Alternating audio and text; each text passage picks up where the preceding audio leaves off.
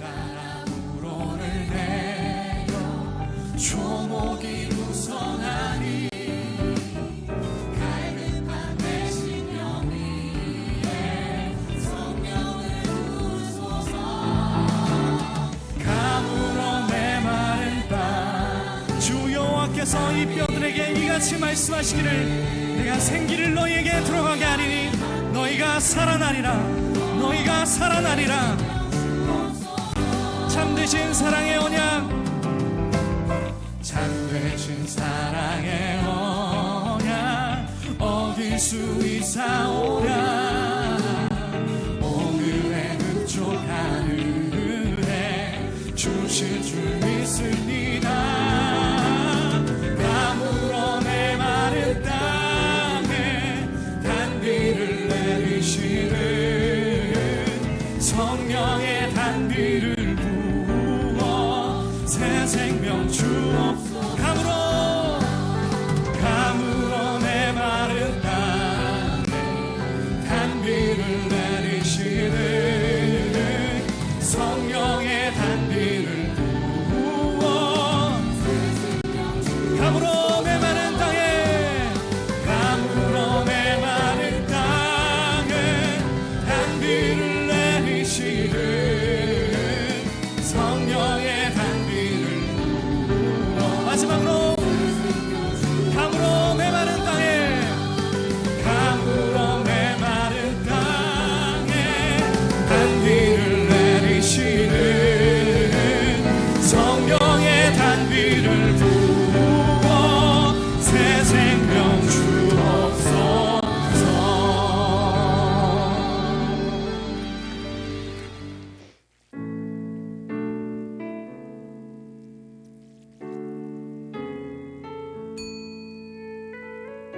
예배는 주님과 만나는 시간입니다.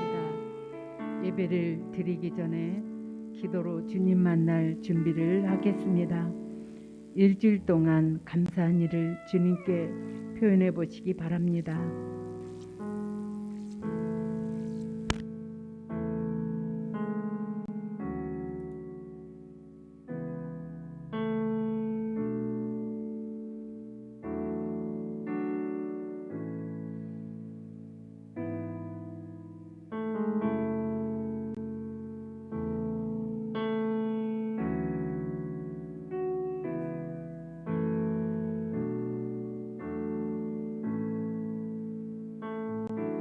회개 기도를 드립니다. 주님, 제가 무엇을 회개할까요? 라고 여쭤보시고 성령님께 죄를 깨닫게 해달라고 구하시기 바랍니다.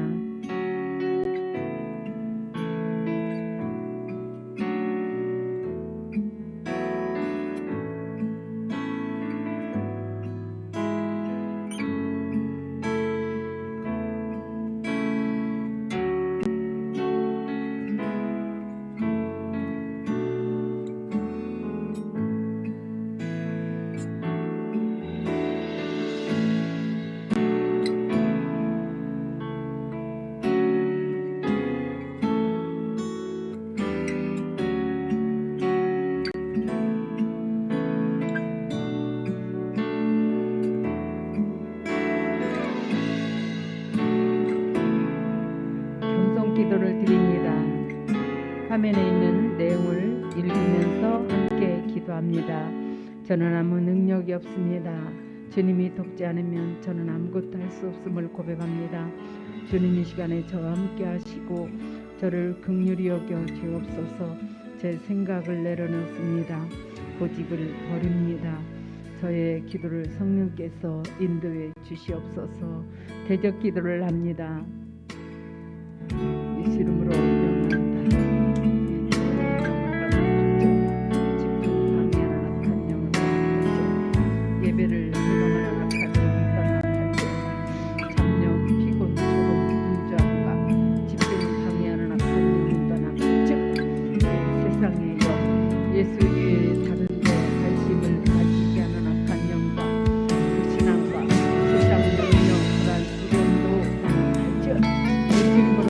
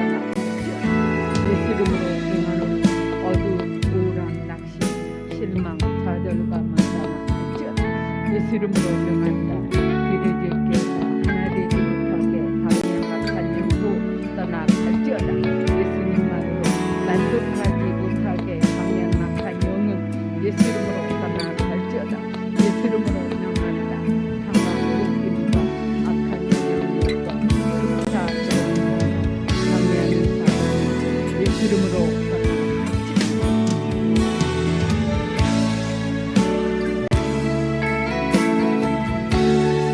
예수님의 보혈을 주장하도록 합니다.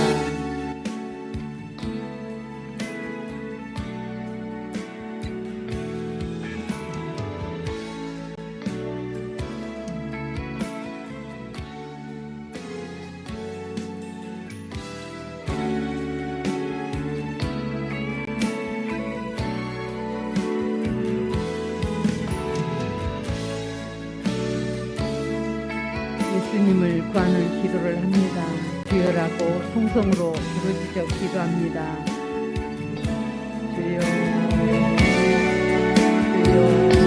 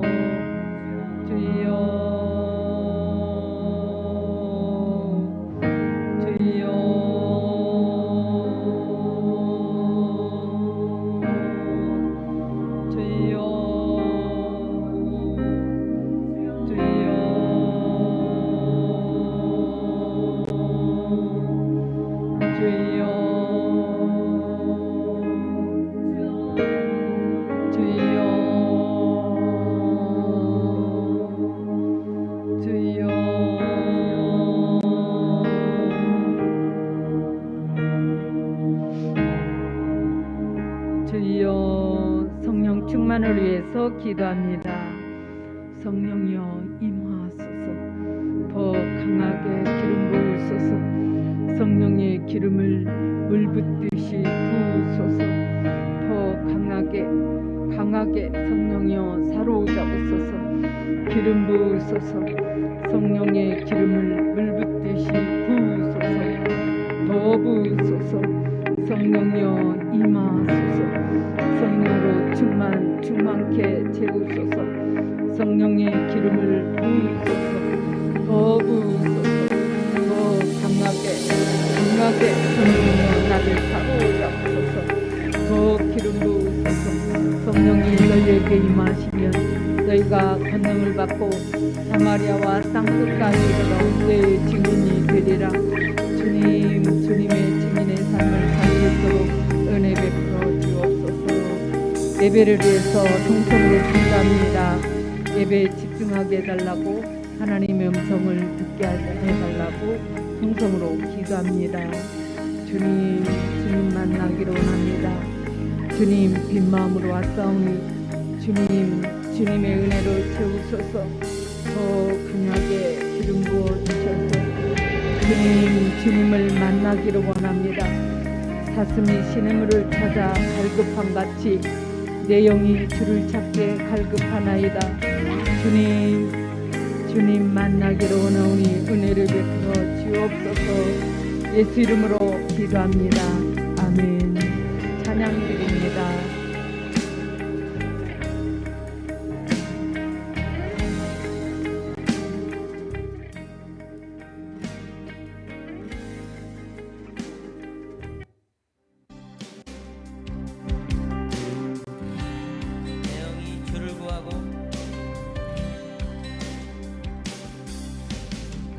내 영이 주를 구하고 내 마음이 주를 향하네. 주님 만나기 원하네. 내 마음 열어놓고 주의 임재 기다리며 오직 주만 경배하네. 내 영이 주를 구하고 내 마음이 주를 향하네. 주님 만나기 원하네.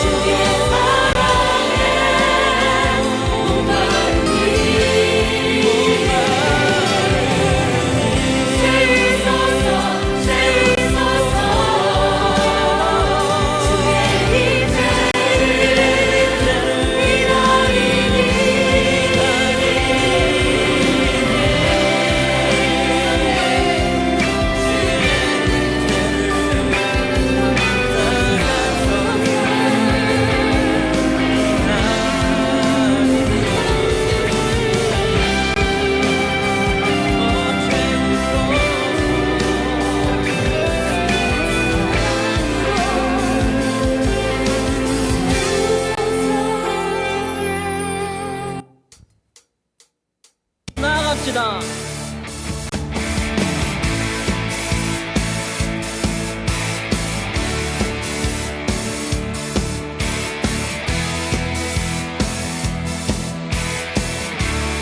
예수 오 나의 반석, 예수 오 나의 반석 결코 흔들리지 않는 내 반석 대신에 세상 다 변해가도 세상 다 변해가도 우리 예수 이름 믿네 예수의 이름 다시 한번 예수 오 나의 반석, 예수 오 나의 반석 결코 흔들리지 않는 내 반석 대신에 세상 다 변해가도 세상 다 변해가도 우리 예수 이름 믿네 예수의 이름 예수 이름을 믿네 영원히 다스리시는 왕 전능하신 그 이름 찬양 영원히 다스리시는 왕 승리하신 영원히 다스리시는 전능하신 그 이름 찬양 영원히 다스리시는 왕 승리하신 그 이름 찬양해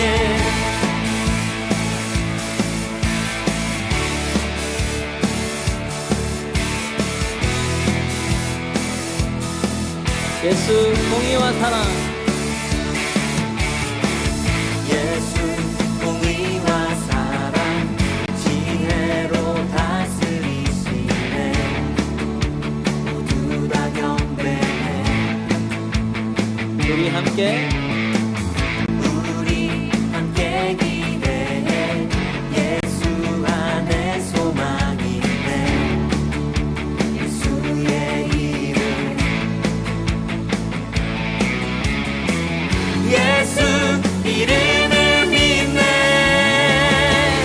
영원히 다스리시는 왕 전능하신 그 이름 찬양 영원히 다스리시는 왕 승리하신 그 이름 찬양해 영원히 다스리시는 왕 전능하신 그 이름 찬양 영원히 다스리시는 왕 승리하신 그 이름 찬양해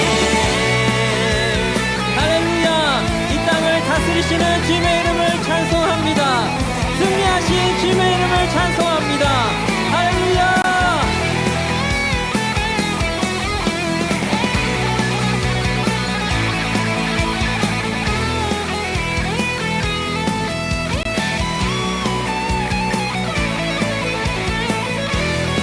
두 손 높이 들고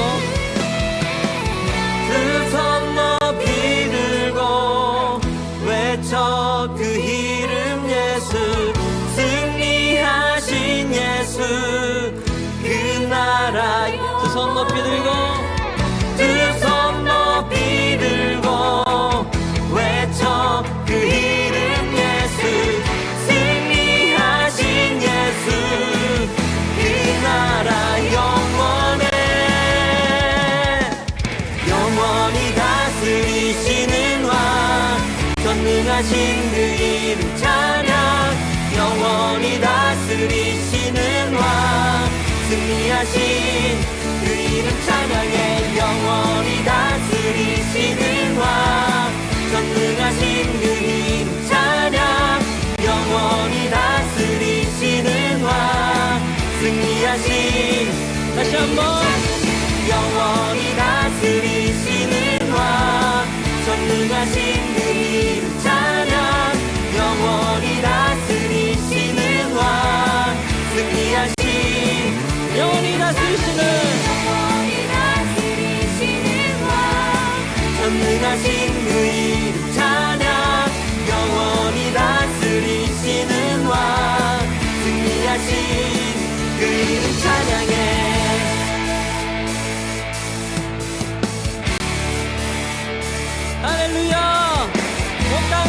다스리시는 주님의 이름을 찬송합니다. 할렐루야. 아멘. 우리와 함께 하시는 주님의 이름을 찬송합니다. 승리하신 주님의 이름을 찬송합니다. 믿음으로 살아가는 저와 여러분 되기를 소망합니다.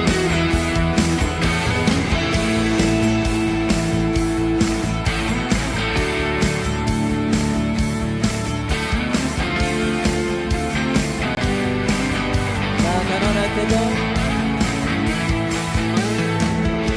나 가난할 때도 나 부요할 때도 언제나 주님을 의지해 큰 시험이 와도 큰 시험이 와도 감사가 넘쳐도 언제나 주님을 의지해 믿음으로 한 걸음씩 믿음으로 한 걸음씩 순종하며 걸어가리라 말씀 앞에 다시 엎드릴 때에 주님 손이 나를 일으켜 주시네 주의 사랑 주의 은혜 날 붙드네 나 주 안에 영원히 살리 주의 나라 주의 나라 주의 권세 영원하네 나 주님과 영원히 살리 아멘. 다시 한번 나 가난할 때도 나 가난할 때도 나 부요할 때도 나 부요할 때도 언제나 주님을 의지해 큰 시험이 와도 큰 시험이 와도 감사가 넘쳐도 언제나 주님을 의지해 믿음으로 한 걸음씩 믿음으로 한 걸음씩 순종하며 나아갑시다.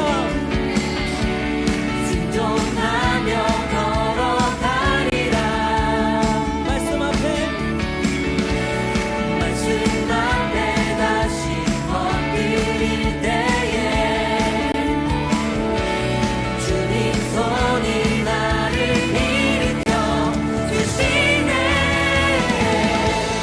주의 사랑 주의 은혜 날 붙드네 나 주 안에 영원히 살리 주의 나라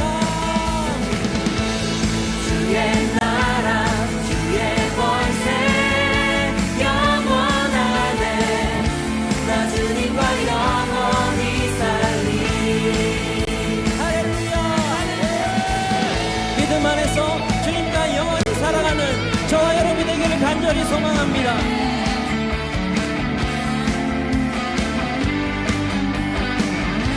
믿음으로 한 걸음씩 믿음으로 한 걸음씩 순종하며 순종하며 걸어가리라 말씀 앞에 다시 엎드릴 때에 주님 손이 나를 일으켜 주시네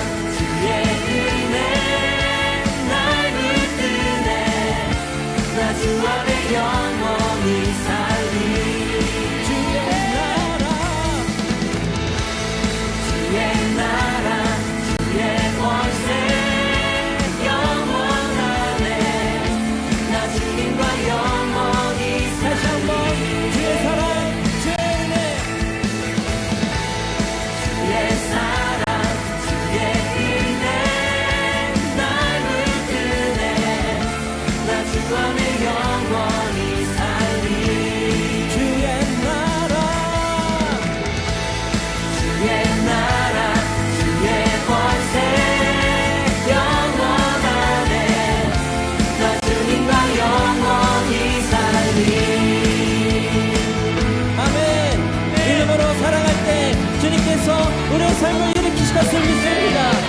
할렐루야. 아멘. 아멘 주님.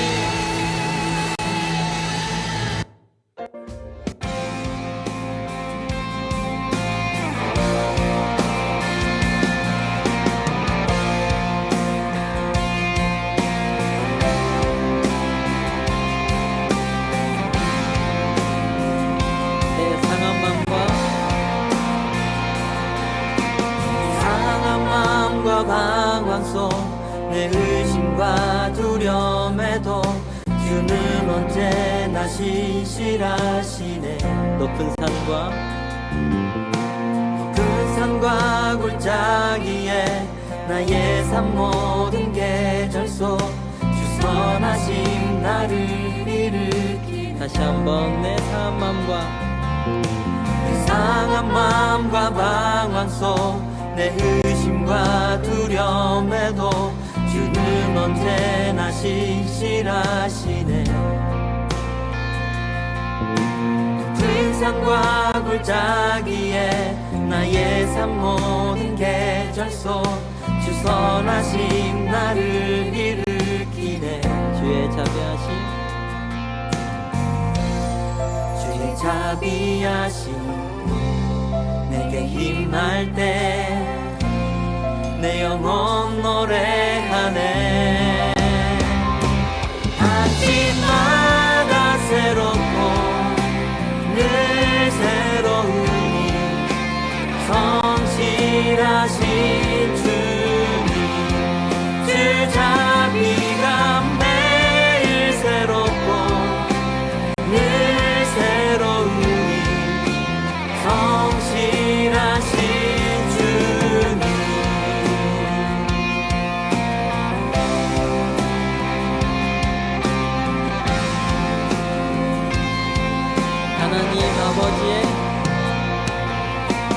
하나님 아버지의 끝없는 사랑으로 내게 모든 것 베푸시네. 하늘의 빛 내려와 하늘의 빛 내려와 광야 같은 내 삶을 주 사랑으로 채워주시네.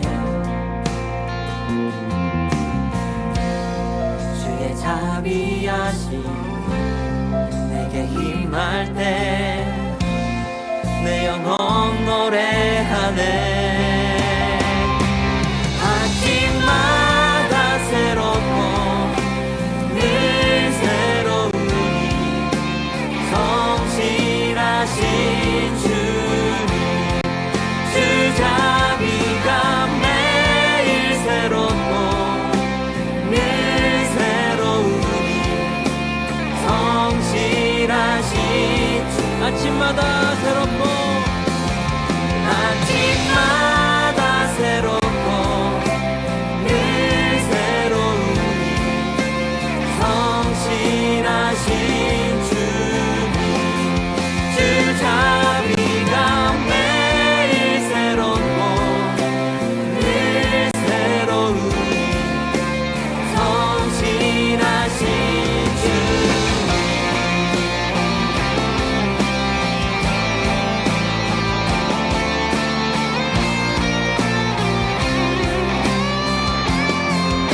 날마다 새로운 은혜를 주시는 주님의 이름을 찬송합니다. 오늘도 여전히 성실하시게 우리를 인도하시는 주님의 이름을 찬송합니다. 주의 자비하심 주의 자비하심 내게 힘할 때 주의 자비하심 내게 힘할 때 내 영혼 찬양해. 놀라운 은혜 내게 비춰주시네. 아침마다 새롭고 늘 새로우니 성실하신 주님 주 자비가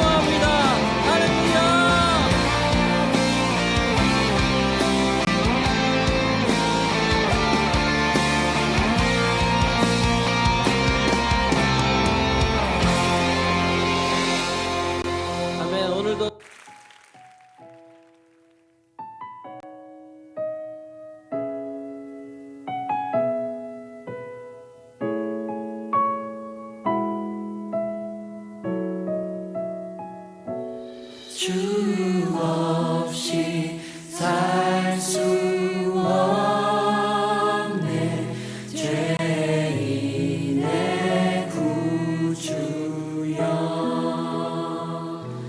그 귀한 보배 피로 날 구속하소서 구주의 사랑으로 구주의 사랑으로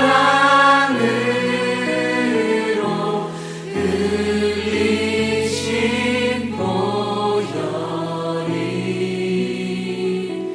내 소망 나의 위로 내 영광 됩니다. 다시 한번 주 없이 살 수 없네 주 없이 살 수 없네 죄인의 구주여 그 귀한 법의 피로 그 귀한 보배 피로 날 구속하소서 주의 사랑으로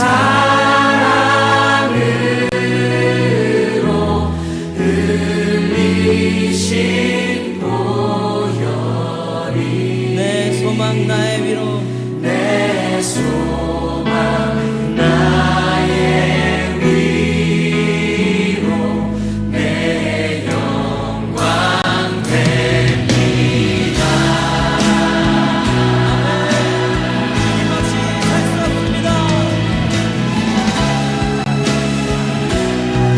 주 없이 살 수 없네 주 없이 살 수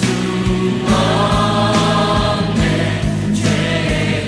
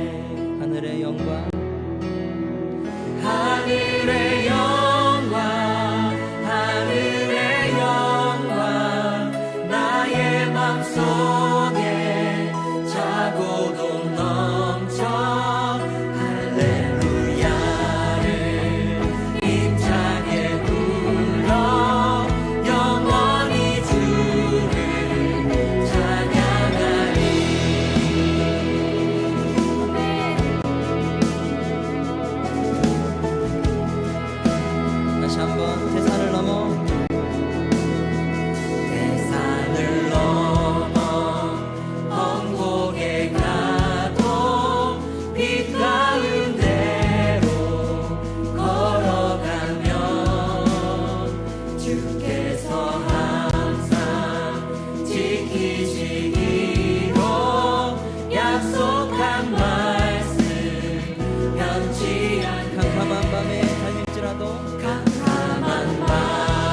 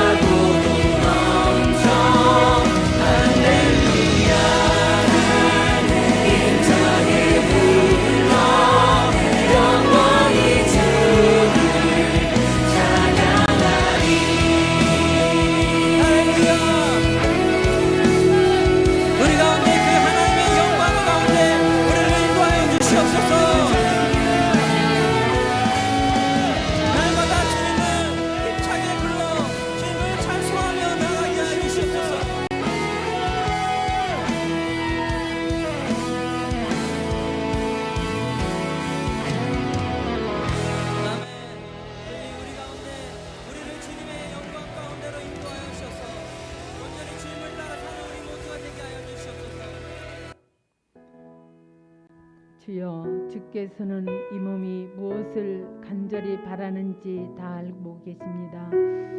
내 탄식 소리를 주 앞에서 숨길 수 없습니다. 주여, 그러나 나는 오직 주님만을 굳게 의지합니다. 나의 하나님이여, 주께서는 나의 간구를 들으시고 내게 응답해 주십니다. 주여, 나를 버리지 마소서. 나의 하나님이시여, 나를 멀리하지 마소서. 주여, 이 몸이 무엇을 바라겠습니까? 주여, 나의 희망은 오직 주께만 있습니다.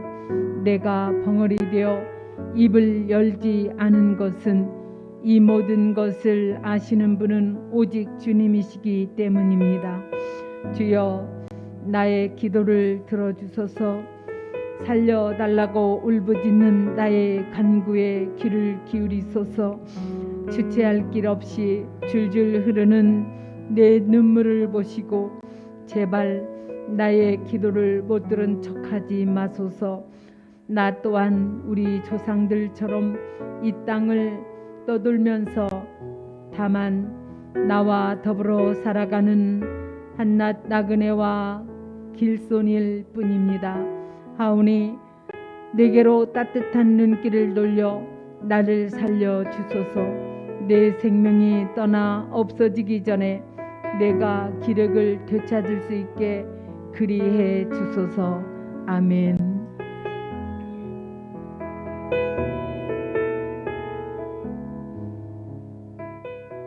다 함께 사도신경으로 신앙 고백합니다.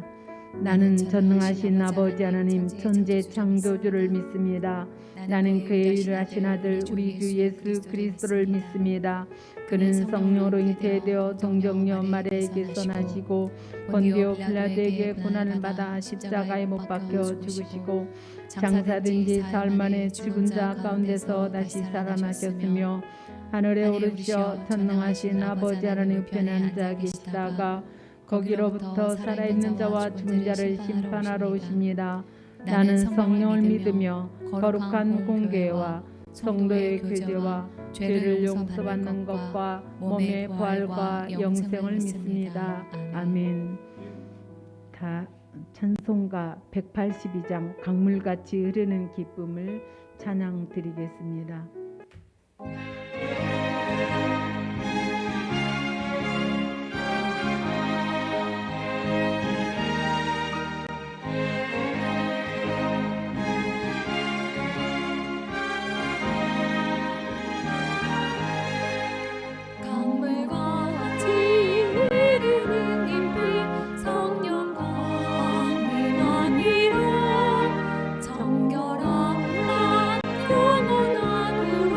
주여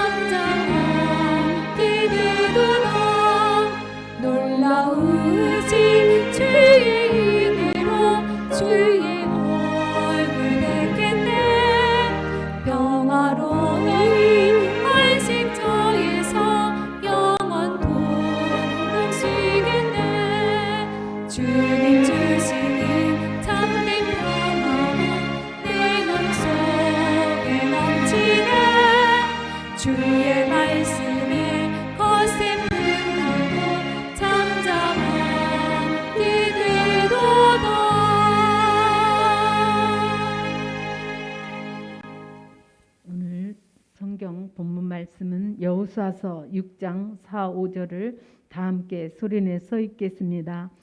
제사장 일곱은 일곱 양방 나팔을 잡고 언약궤 앞에서 나아갈 것이요 일곱째 날에는 그 성을 일곱 번 돌며 그 제사장들은 나팔을 불 것이며 제사장들이 양각 나팔을 길게 불어 그 나팔 소리가 너희에게 들릴 때에는 백성은 다 큰 소리로 외쳐 부를 것이라. 그리하면 그 성벽이 무너져 내리리니 백성은 각기 앞으로 올라갈지니라 하시매. 아멘.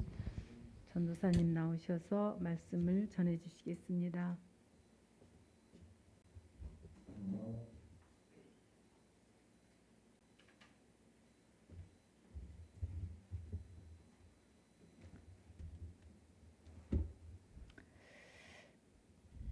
네, 요즘에 이 코로나가 다시 또 재확산돼가지고 큰일이네요.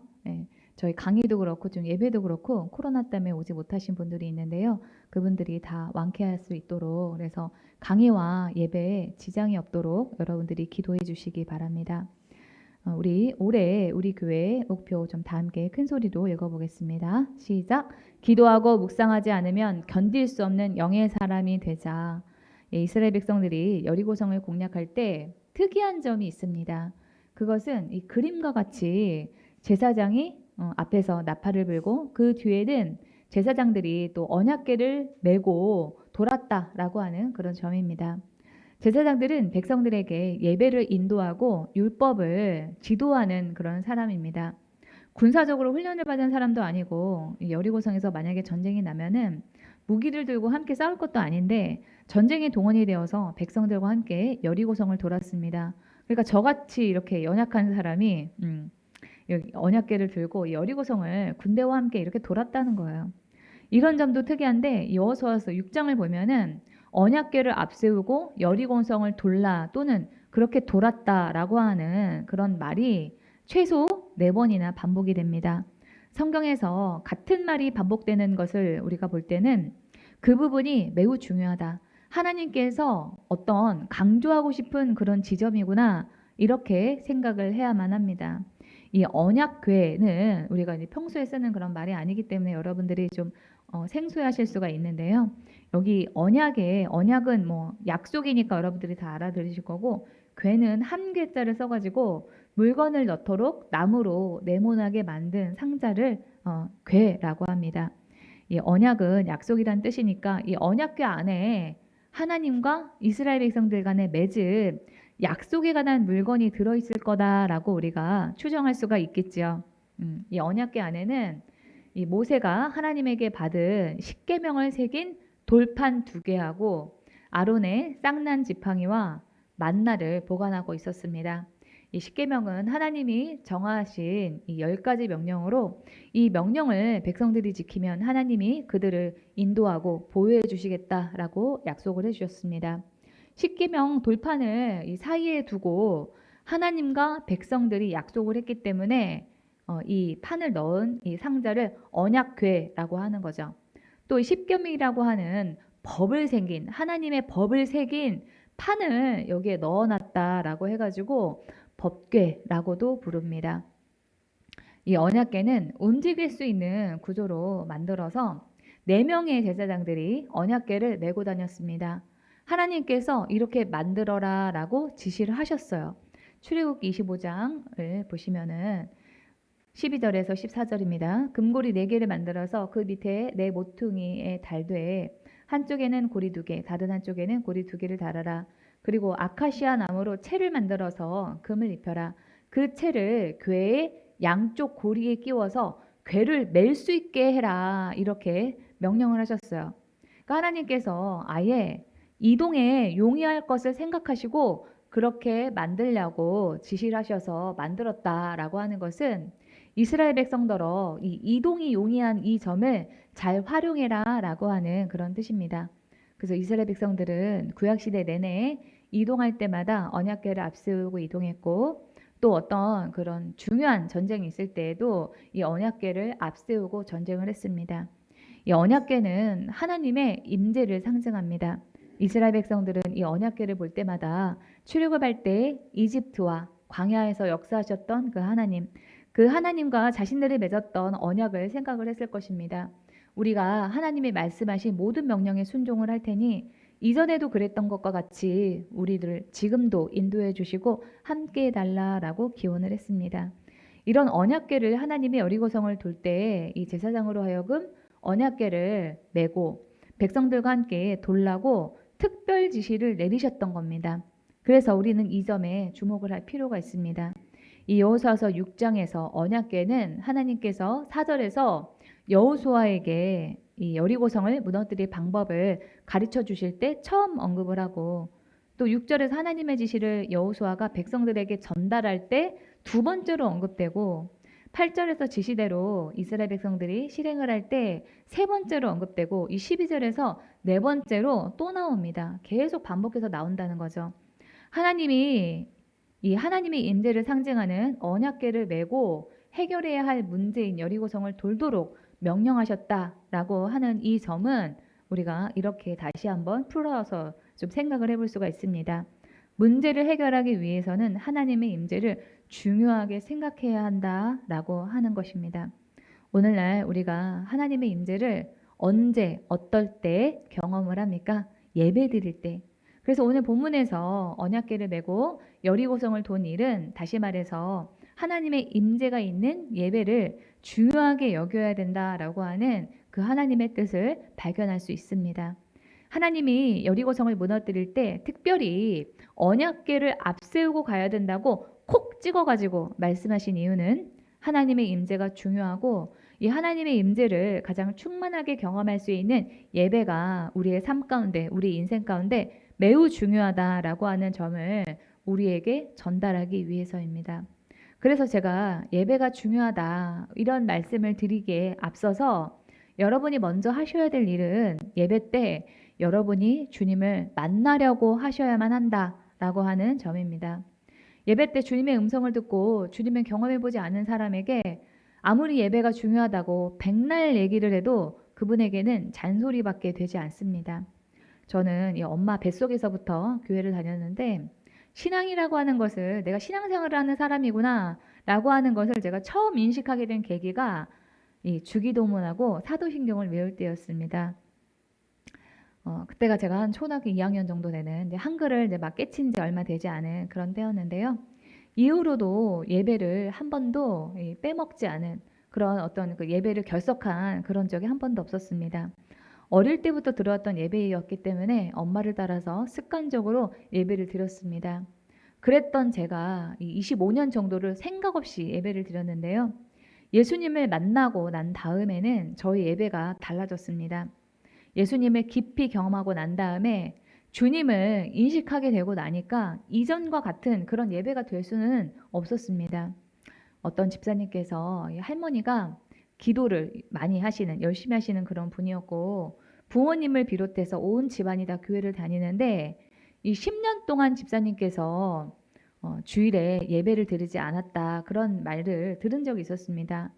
특별히 그분이 뭔가 성격이 모나거나 반항적이라거나 어긋난 면이 있는 것도 아닌데 그분이 왜 10년 동안이나 교회를 다니지 않았을까, 이거를 생각을 해보면 저의 경험상 그분이 예배 시간에 주님을 경험해 본 적이 없기 때문에, 주님의 음성을 듣고 주님을 예배 시간에 느껴본 적이 없기 때문이 아닐까라고 생각을 했습니다. 주님은 예배 때 우리를 만나주시는 분, 우리에게 가까이 다가와서 말씀해 주시는 분, 주님을 경험하게 해주시는 그런 분입니다.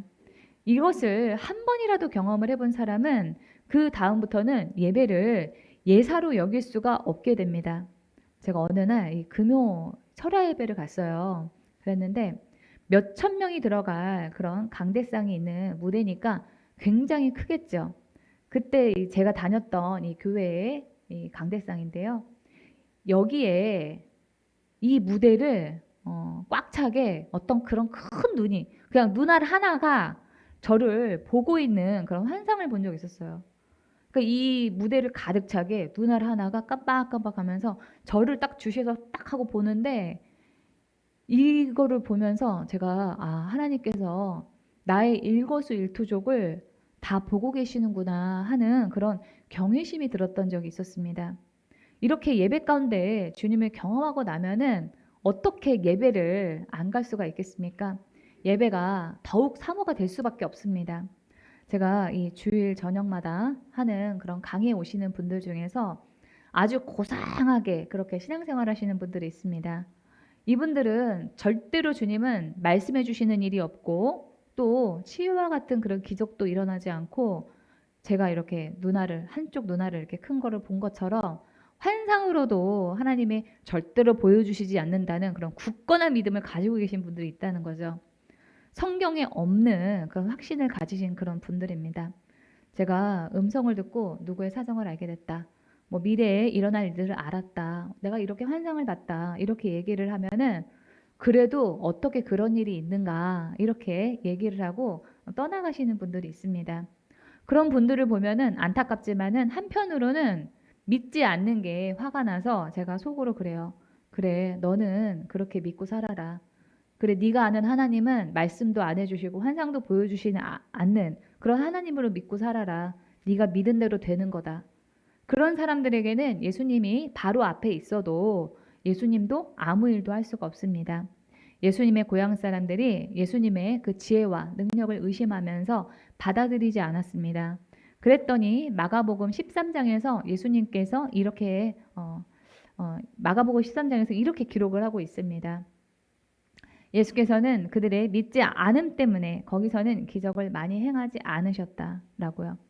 그래서 주님은 예배 때 우리를 만나주시는 분, 우리에게 가까이 다가와서 말씀해 주시는 분, 주님을 경험하게 해주시는 분이라고 우리가 믿음으로 받아들이고 예배 가운데 주님이 보여주시는 것들을 보려고 하고 들으려고 할 때 환상이 보이고 주님의 음성이 들리게 됩니다.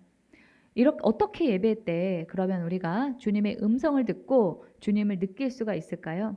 그것은 예배 때 주님이 만나고 주님의 음성을 들었던 사람들의 일을 그 사람들뿐만이 아니라 나도 경험할 수 있다라고 하는 생각으로 주님의 음성을 듣고자 느끼고자 소원하고 들으려고 하고 내가 느끼려고 할 때 그때 경험할 수가 있습니다.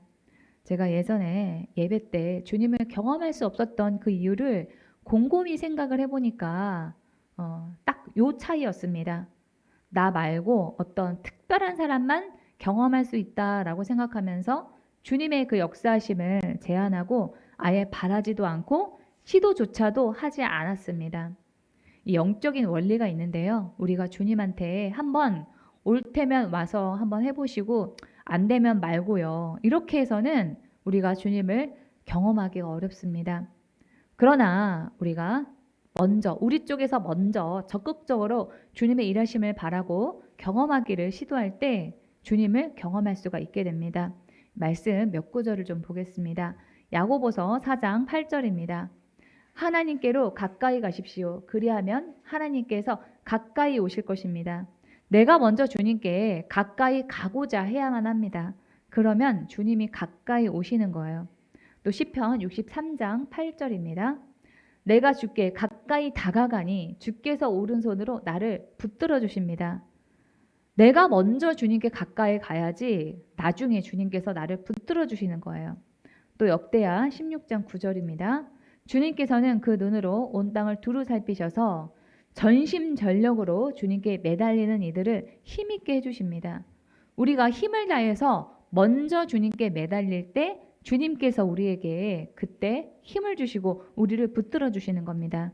이 세 구절에 공통점이 있습니다. 그것은 주님이 나를 가까이 해주시기를 붙들어 주시기를 바라면서 내가 먼저 주님께 가까이 다가가야 하고 매달려야 한다라고 하는 것입니다. 그래서 예배 때 여러분들이 주님의 음성을 듣지 못하고 주님을 경험하지 못하는 이유는 1차적으로 여러분들의 그 믿음과 태도에 문제가 있기 때문입니다. 여러분이 그만큼 주님을 경험하고자 바라지 않고 간절함이 없고 매달리지 않기 때문에 주님을 만나지 못하는 거예요. 성경에서는 주님은 우리가 부르기만 해도 가까이 계신다라고 말하고 있습니다. 시편 145편 18절입니다. 좀 다 함께 큰 소리로 읽어보겠습니다. 시작. 주님은 주님을 부르는 모든 사람에게 가까이 계시고 진심으로 부르는 모든 사람에게 가까이 계신다. 이렇게 주님께서 약속을 하셨기 때문에 여러분이 주님이 멀리 계시는 것 같고 경험하기 어렵다면은 여러분의 주님을 구하는 그러한 태도를 돌아보실 필요가 있습니다. 저는 우리 교회 성도님들이 모두 매주 한 사람도 빠짐없이 주님을 경험하는 예배를 드리시기를 바라고 지향하고 있습니다. 그래서 찬양할 때 주님의 음성을 들으시라고 하고 설교를 마치고 난 다음에도 하나님의 음성을 듣는 시간을 굳이 할애해서 그 시간을 보내는 그 이유가 바로 다 그 때문입니다. 다시 오늘 본문으로 돌아와서 하나님은 여리고성을 돌 때 제사장들이 언약궤를 메고 앞장서서 돌도록 명령하셨습니다. 그리고 제사장들은 나팔을 불러하고 여호수아는 여기에다가 한술 더 떠가지고 돌 때는 아무 말도 하지 마라 이렇게 말합니다. 이 언약궤는 하나님의 임재를 상징하고 구약시대 때 제사장들이 나팔을 부는 것은 하나님을 찬양할 때 그렇게 했습니다. 거기에다가 말하지 말고 묵묵히 그 제사장의 인도를 따라가라 라고 하는 것을 한마디로 한 단어로 요약을 하면 예배입니다. 또 여호수아는 18, 19절에서 이스라엘 백성들에게 이렇게 명령합니다. 너희는 온전히 바치고 그 바친 것 중에서 어떤 것이든지 취하여 너희가 이스라엘 진영으로 바치는 것이 되게 하여 고통을 당하게 되지 아니하도록 오직 너희는 그 바친 물건에 손대지 말라. 은, 금과 동철 기구들은 다 여호와께 구별될 것이니 그것을 여호와의 곳간에 드릴지니라 하니라. 이 여호수아는 여리고성에서 얻은 그런 물건들을 하나도 백성들이 취하지 말라, 자기 것으로 삼지 말라 이렇게 말합니다. 원래 이 전쟁에서 승리하면 전리품을 가져가는 것은 당연한 일입니다. 전쟁하는 이유는 첫 번째로 영토나 권력을 확장하기 위해서고 두 번째는 전리품을 얻기 위해서입니다. 그런데 이 여리고성에 어떤 물건에도 손대지 말라라고 하는 것은 이 모든 것을 다 하나님에게 드려야 되기 때문에 그렇습니다. 이 여리고성은 이스라엘 백성들이 가나안 땅에 들어와서 처음으로 전쟁에서 이겨서 얻은 그런 성입니다. 그러니까 첫 열매인 거예요. 이 첫 열매는 누구 거죠? 하나님의 것입니다. 첫 열매를 드림으로 우리는 하나님에게 나에게 가장 귀한 것을 주님께 드립니다. 이것을 받으시고 앞으로 내가 여기서 하는 모든 일에 복을 주시고 나를 인도해 주셔서 하는 그런 기도를 하는 것입니다. 이거 여러분들이 보실 때 너무 기복적인 거 아니냐라고 하실 수가 있는데요. 그렇지 않습니다. 성경은 그런 마음으로 나를 이렇게 도와달라, 인도해달라, 보호해달라 이런 마음으로 첫 열매를 드리라라고 말하고 있습니다. 하나님 앞에서 해야 할 일을 하고 당당히 하나님에게 구하는 것은 기복신앙이 아니라 믿음입니다. 여호수아가 여리고에 있는 모든 물건을 하나님께 바치라 하는 것은 우리가 예배 때 헌금 드리는 것을 의미하는 거예요. 여호수아서의 이 6장에 나와 있는 모든 이 요소들을 다 종합해서 생각을 해보면 모두 예배라고 하는 이 한 단어를 가리키고 있습니다. 또 어떤 문제 앞에서 우리가 해야 될 일 역시 또 예배라고 하는 것입니다. 여러분이 어떤 문제 가운데 있든지 먼저 하실 일은 예배예요. 예배에는 능력이 있습니다. 오늘 본문과 같이 여리고성이 저절로 무너지는 그런 능력이 있습니다. 제가 자랄 때 저희 어머니가 저에게 강하게 저의 삶에 한 획을 그었다라고 할 정도로 강한 인상을 주신 그런 점이 있습니다. 그것은 가정에 문제가 생겼을 때마다 예배드리는 데 집중하셨다라고 하는 점입니다. 목사님이나 전도사님 아니면은 주변에 은사가 있다 하는 그런 집사님을 집에 가정에 모셔가지고 함께 작정해서 시간 드리고 물질 드리고 하면서 예배를 드리시고 우리 가족끼리도 예배를 자주 드렸던 그런 기억이 납니다. 그러면 신기하게도 그 문제가 어느새 해결이 되어 있고 그 문제를 통해서 하나님을 경험하는 그런 간증이 생기곤 했습니다. 예를 들면은 이제 막 칠순을 넘겼던 저희 외할머니가 돌아가실 거니까 장례 준비하라 라고 하는 그런 음성을 저희 어머니가 기도 중에 들은 일이 있었어요. 저희 어머니가 지금 현재 70대 초반이신데 지금 돌아가신다고 생각을 해보세요. 얼마나 아쉽겠어요. 더 살아도 아쉬울 판에. 그렇게 근데 할머니가 그 연세 때 돌아가셨다고 하니까 저희 어머니가 아쉬운 마음이 들어가지고 작정 기도에 들어갔습니다. 그래서 예배를 1000번을 드렸어요. 예배를. 예. 그렇게 예배를 드렸더니 굵은 구렁이가 나가는 그런 환상이 보셨다라고 하고, 외할머니는 그 뒤로도 20년을 더 사셔가지고 94세에 돌아가셨습니다. 저희 외가댁이 원래 좀 단명한 집안이에요. 저희 그 외가댁 중에서 60이 넘으면은 거의 다 돌아가셨고 70 이상 되신 분들을 제가 한 분도 보지 못했거든요. 근데 저희 외할머니만 저희 어머니의 그 1000번 동안 드린 그 예배 덕분에 94세까지 오랫동안 사셨던 겁니다.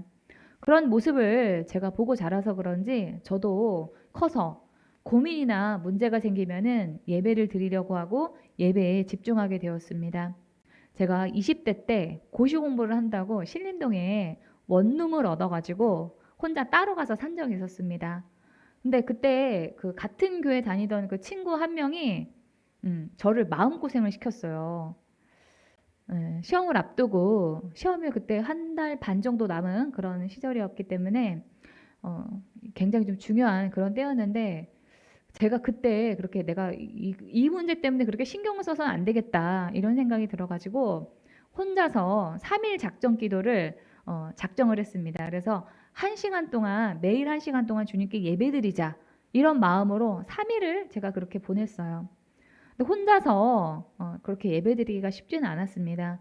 또 이 두 번째 날, 작정 그 예배를 드리는 그 두 번째 날까지만 하더라도 속에서 화가 아직도 꺼지지 않아가지고, 제가 두 번째 되는 날까지만 하더라도 내가 얘를 가가지고 머리를 쥐어 뜯어 마라 이렇게 생각을 할 정도로 마음이 막 요동치고 있었습니다.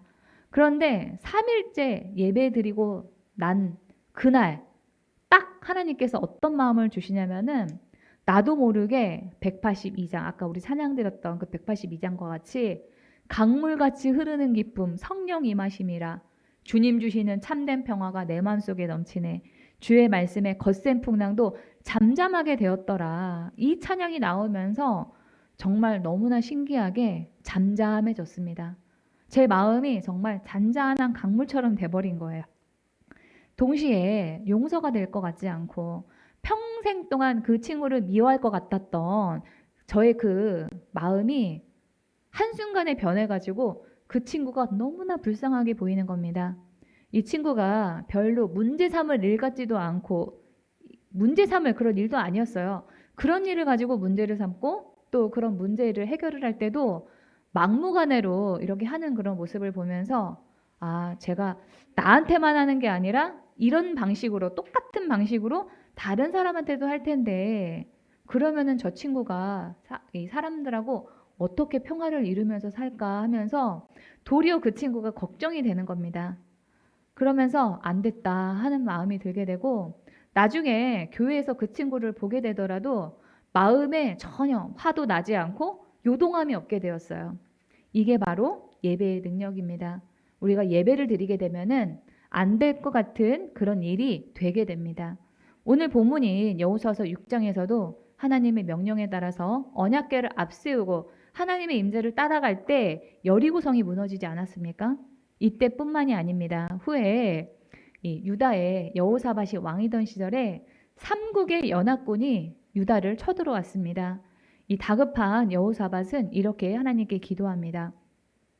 역대하 20장 12절입니다. 우리 편을 드시는 하나님, 그들에게 벌을 내리지 않으시렵니까?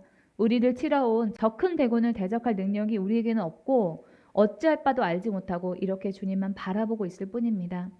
믿음이 없는 사람은 전쟁이 났으면 빨리 나가서 싸우던지 무슨 수를 쓰던지 해야지 기도하는 게 무슨 힘이 있느냐라고 할 것입니다. 그러나 성경은 급할 때일수록 주님을 바라보라고 말합니다.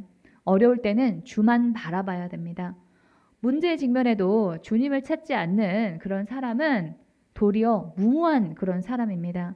무모하다는 앞뒤를 잘 헤아려 깊이 생각하는 신중성이나 꾀가 없다는 뜻으로 유의어로는 계획, 무계획하다, 어리석다라고 하는 말이 있습니다. 성경적으로 가장 큰 지혜, 가장 큰 꾀는 어려울 때 기도하면서 주님만 바라보는 것입니다. 이 여리고성을 언약궤 없이 제사장이 나팔 부는 일 없이 그냥 백성들로 그냥 아무 인도함 없이 그냥 막 돌으라고 했다라고 생각을 해보세요. 아마 이 백성들이 이 여리고성의 어마어마한 그런 크기에 압도되었을 것입니다.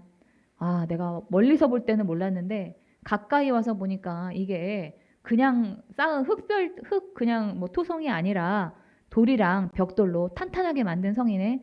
이중벽이네. 아, 이거 어떻게 하지? 하지 않았겠습니까? 우리는 때로는 문제에만 시선이 과도하게 가 있을 때가 있어요. 그럴 때일수록 문제가 아니라 주님을 더 바라봐야 되는데 문제만 바라보면서 아, 어떡하지? 어떻게 해결하지? 이렇게 한다고 해서 문제가 해결이 되는 것이 아닙니다. 하나님은 언약궤를 앞세우고 나팔을 부는 일을 통해서 이 강한 여리고성이 아니라 이거보다 더 강한 나를 바라봐라. 이렇게 말씀하셨습니다. 내 힘과 지혜로 해결하기 어려운 그런 문제만 바라보는 것이 아니라 해결할 능력과 지혜가 충만한 주님을 바라보라. 그러면 주님이 일을 하십니다. 어차피 문제만 바라본다고 해서 그 문제가 해결되는 것도 아닙니다. 차라리 그 문제를 해결해 줄 능력이 있는 분 누구시죠? 네, 하나님. 그 하나님을 바라보는 것이 훨씬 더 빠른 방법입니다. 제가 아는 집사님께서 이제가 20살 넘은 그 딸이 비만이라서 그게 아주 큰 걱정이었습니다. 예쁘게 20대를 누렸으면 좋겠다라고 하는 것이 부모의 마음인데 딸이 100kg에 육박을 하니까 이 따님이 뭘 먹을 때마다 이 엄마가 속이 탄다 이렇게 말씀을 하셨습니다. 그래서 딸이 뭐 배달 음식을 이렇게 시켜서 먹고 있으면은 한쪽 방에서는 엄마가 울고 있다는 거예요. 예. 저걸 먹고 또 살이 찔 텐데 어떡하지 하면서 운다는 거예요, 이분이. 그래서 제가 이 집사님에게 그랬어요. 딸의 비만 문제만 생각한다고 해서 그 문제가 해결이 되냐고. 딸이 먹고 싶고 배가 고파서 먹는다고 그러는데 그거 말릴 수가 있냐고. 딸만 쳐다본다고 해서 어차피 당장 100kg에서 50kg가 빠지는 게 아니니까 그 시선을 딸에게서 돌려서 주님만 바라보시라고 권면을 드렸습니다. 저는 어쩌면 우리 삶에 일어난 문제는 주님이 우리의 시선이 너무 이 세상에 유한한 것들에만 가 있으니까 그 시선을 돌려서 주님을 바라보라고 주신 기회가 아닌가 하는 생각이 듭니다. 우리 좀 다 함께 우리 화면을 보면서 읽어볼까요? 시작. 문제는 시선을 돌려서 주님을 바라보라고 주신 기회다. 그래서 그렇게 생각을 하셔야 합니다. 이 역다에서 여호사밧이 기도하자 하나님은 일단 백성들을 다 데리고 전쟁터로 나가라라고 하셨습니다. 그래서 이스라엘 백성들은 일단 나가라는 하나님의 그 말씀에 순종하면서 전쟁터로 나갈 때 찬양하는 사람을 앞에 세웠습니다. 역대하 20장 21절입니다.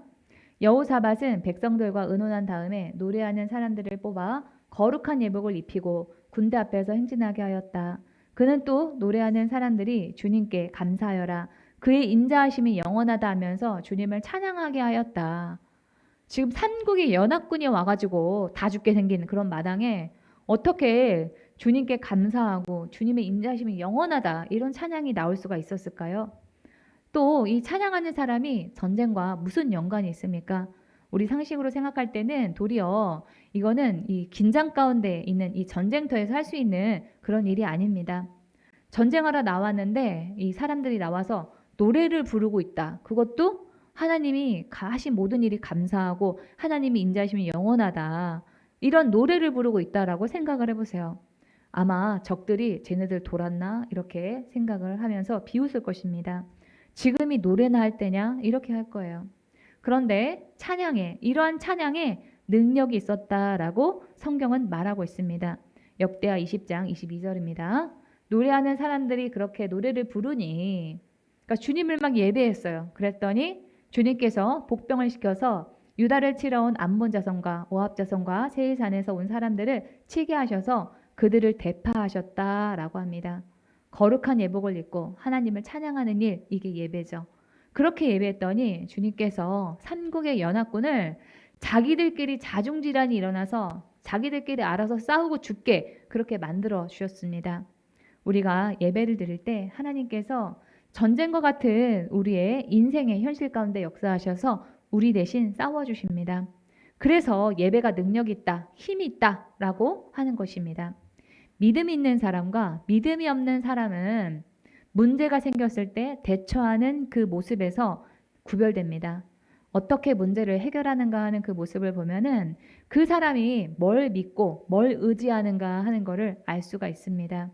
믿음이 없는 사람들은 문제가 생기면은 사람 찾고 돈을 찾으면서 인간적인 힘과 방법을 모색합니다.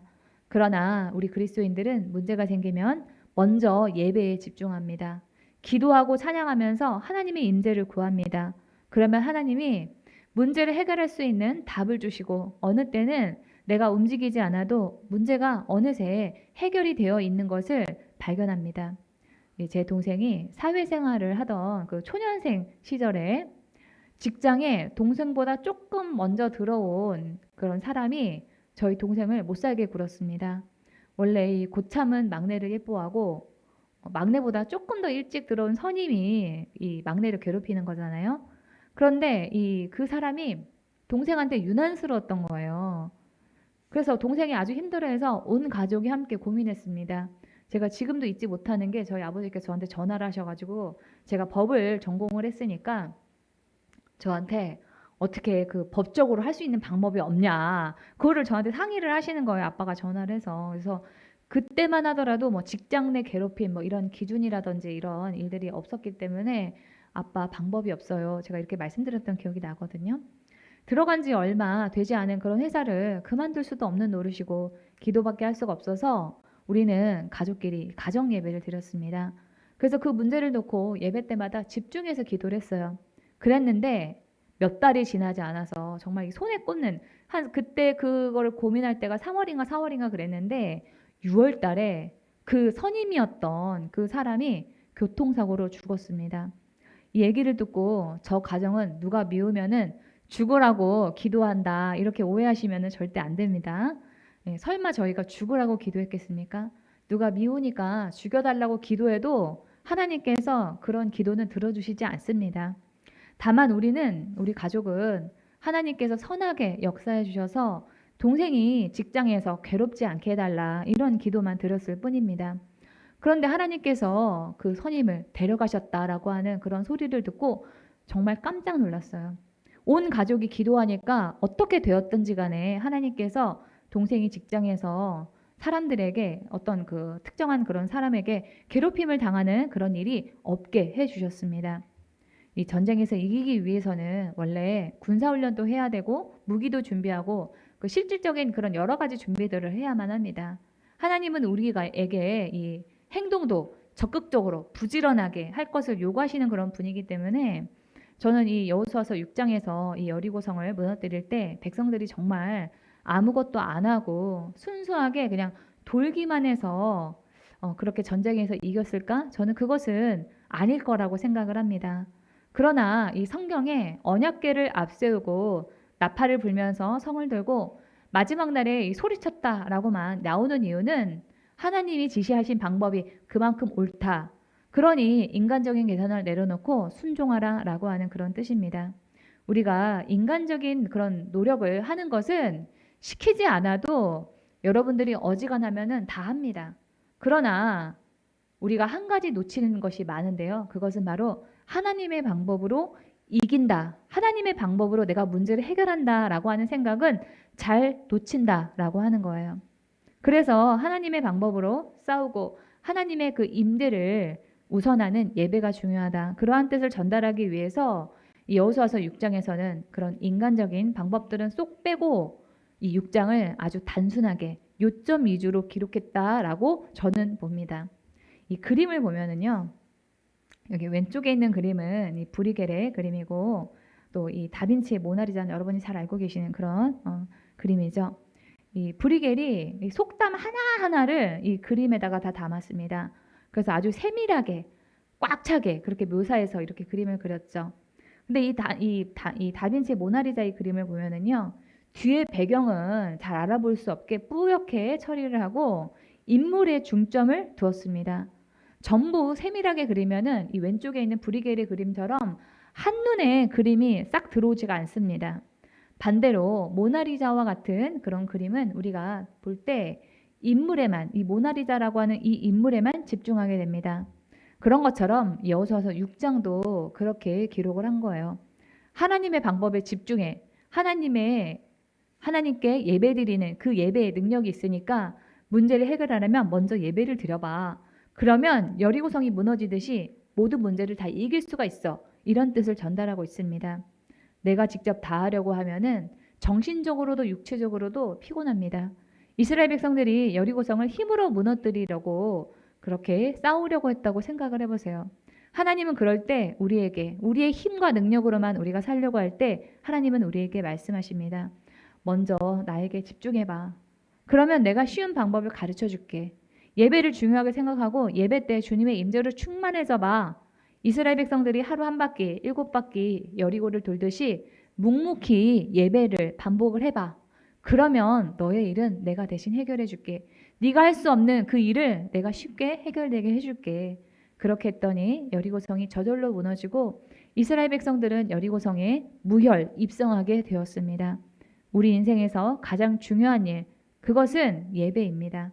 주님이 우리의 심령에 직접 말씀하시는 예배, 주님을 경험하는 그런 예배를 드릴 때 우리의 영혼이 살아나게 됩니다. 문제를 이길 힘도 예배에 있습니다.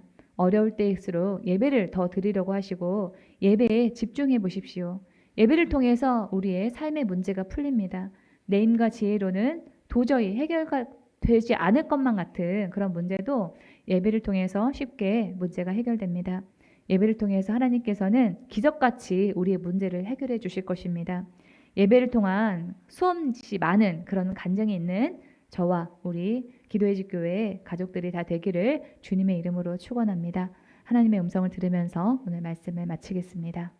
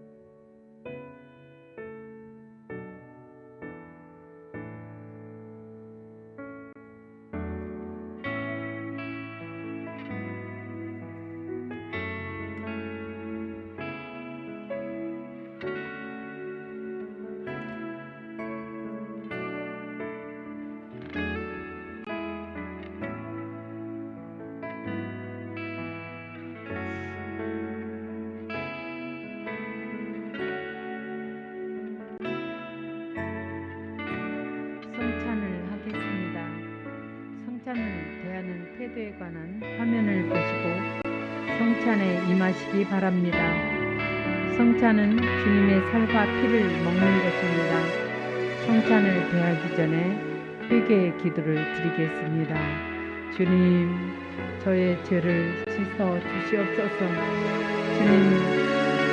주님을 사모한다면서도 기도하면서도 주님 게을리했던 것을 주님의 보혈로 정결하게 씻어 주시옵소서. 주님 말씀대로 행하지 못했고 살아내지 못했습니다. 주님, 저의 죄를 주님의 보혈로 정결하게 씻어 주시옵소서. 너희 죄가 기온같이 붉을지라도 흰눈같이 희게 하시고 진홍같이 붉을지라도 양털같이 희게 하시는 주님의 보혈로 저의 죄를 사하여 주셔서 주님 오늘 성찬을 대하기를 원합니다. 주님의 살과 피를 먹고 마실 때 주님이 함께하여 주옵소서. 예수 이름으로 기도합니다. 아멘. 고린도전서 11장 23절부터 교독해서 함께 읽겠습니다. 교독합니다. 내가 여러분에게 전해준 것은 주님으로부터 전해받은 것입니다. 곧 주 예수께서 잡히시던 밤에 빵을 들어서 감사를 드리신 다음에 떼시고 말씀하셨습니다. 이것은 너희를 위하는 내 몸이다. 이것을 행하여 나를 기억하여라. 식후에 잔도 이와 같이 하시고서 말씀하셨습니다. 이 잔은 내 피로 세운 새 언약이다. 너희가 마실 때마다 이것을 행하여 나를 기억하여라. 그러므로 여러분이 이 빵을 먹고 이 잔을 마실 때마다 주님의 죽으심을 그가 오실 때까지 선포하는 것입니다. 그러므로 누구든지 합당하지 않게 주님의 빵을 먹거나 주님의 잔을 마시는 사람은 주님의 몸과 피를 범하는 죄를 짓는 것입니다. 그러니 각 사람은 자기를 살펴야 합니다. 그런 다음에 그 빵을 먹고 그 잔을 마셔야 합니다. 몸을 분별함이 없이 먹고 마시는 사람은 자기에게 내릴 심판을 먹고 마시는 것입니다. 이 때문에 여러분 가운데는 몸이 약한 사람과 병든 사람이 많고 죽은 사람도 적지 않습니다. 우리가 스스로 살피면 심판을 받지 않을 것입니다. 그런데 주님께서 우리를 심판하시고 징계하시는 것은 우리가 세상과 함께 정죄를 받지 않게 하시려는 것입니다. 아멘. 아멘. 찬송가 229장 아무음도 없고를 찬양하는 동안 떡과 포도주를 나누어 드리겠습니다. 찬양이 끝난 다음에 함께 드시기 바랍니다.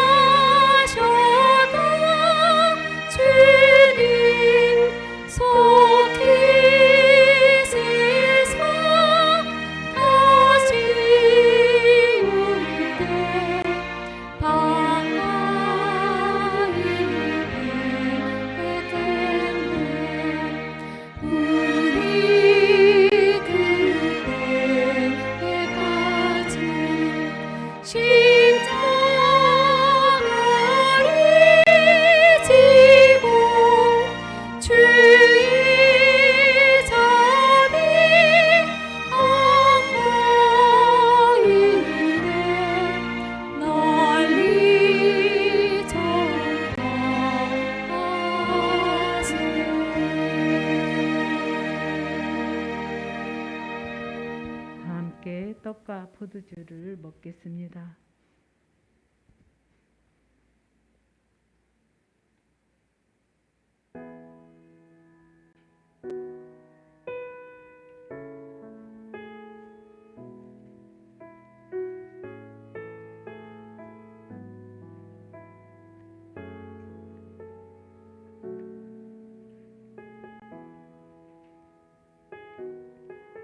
주의 반차는 죄에 대하여는 죽고 새로운 생명으로 거듭나는 것을 의미합니다.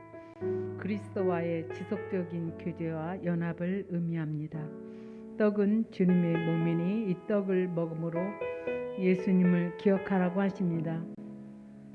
포도주는 예수님께서 십자가에서 흘리신 피를 상징하는데 피는 생명을 의미합니다. 광고가 있습니다. 이번 주 화요일부터 다시 새벽기도 유튜브 방송을 시작합니다. 9월 추석 연휴 이틀 동안 성경 읽기 집회를 합니다. 일정을 짜실 때 꼭 참고하시기 바랍니다. 찬송가 212장 겸손히 주를 섬길 때를 찬양하면서 주님께 준비한 예물을 드리겠습니다.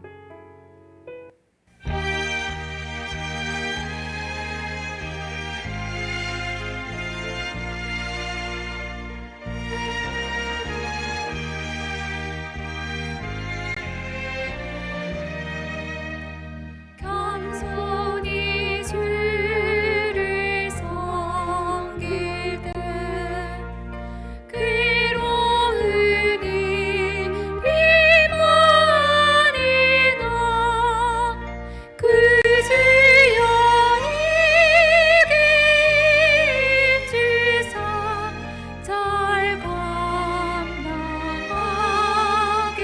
하소서.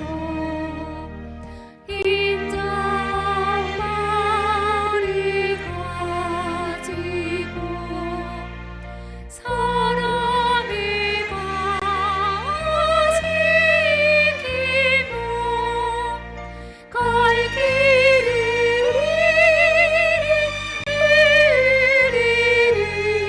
잘 인도하게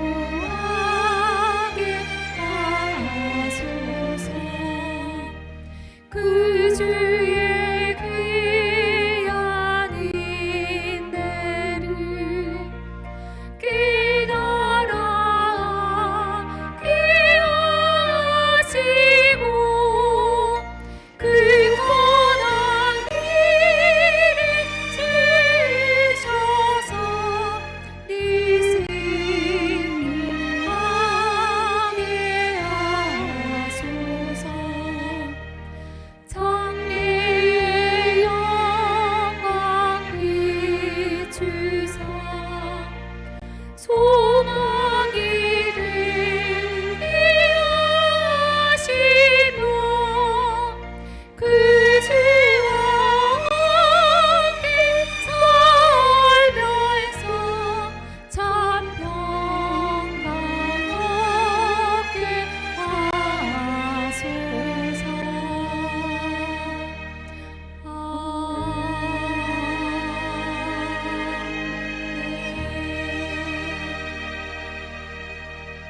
주님께 드린 예물을 위해서 기도합니다. 우리는 내가 모든 문제를 안고 책임지고 수고해야 한다고 하지만 하나님은 하나님의 임재와 예배를 우선할 때 하나님이 우리의 삶을 책임지겠다, 문제를 해결해 주시겠다고 말씀하십니다. 이스라엘 백성들이 여리고성을 무너뜨리기 전에 언약궤를 따라갔듯이 주님의 임재를 따라가겠습니다. 우리 삶에 예배를 우선하고 예배에 집중할 때 주님의 일하심을 경험하게 하여 주옵소서. 여리고성이 예배로 무너지듯이 우리의 삶의 문제들이 예배 중에 무너지는 일을 간증하게 하여 주옵소서. 최소한 의무적으로 하는 헌신이 아니라 주님께 받은 은혜가 많아 최대한으로 더 드리기를 원합니다. 예배 때 빈손으로 오지 아니하고 주님께 드리는 온전한 10의 1조와 감사 예물과 주일원금을 받아 주시옵소서. 아브라함과 이삭과 야곱이 누렸던 축복이 가정과 자녀들과 하는 일에 직장 위에 임하게 하여 주옵소서. 우리의 삶에 앞길에 시온의 대로가 열려지게 하시고 앞길을 시온의 대로를 열어 주시어서 주님의 뜻이 선하게 이루어지게 하여 주옵소서. 예수 이름으로 감사하며 기도합나이다. 아멘.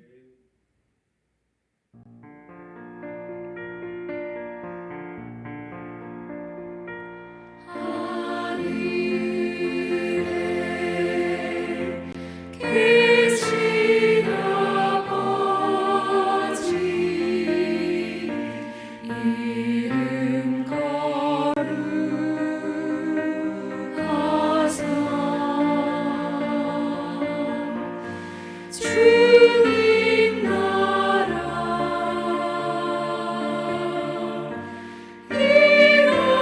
임하시고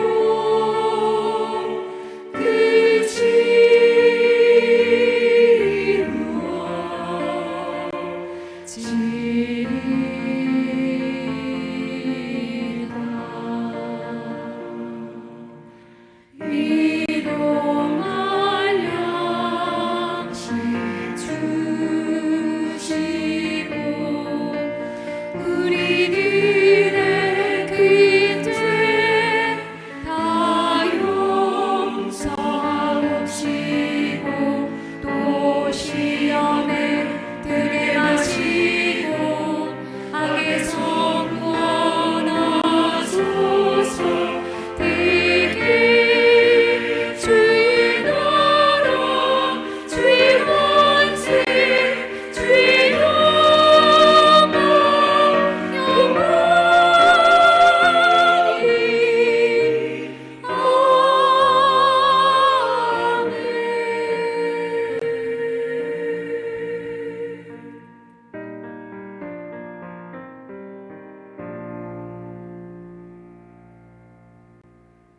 이제는 우리 주 예수 그리스도의 은혜와 하나님 아버지의 지극하신 은혜와 성령의 내주 교통 역사하심이 이제로부터 영원토록 기도집 교회와 성도들의 함께할지어다. 아멘.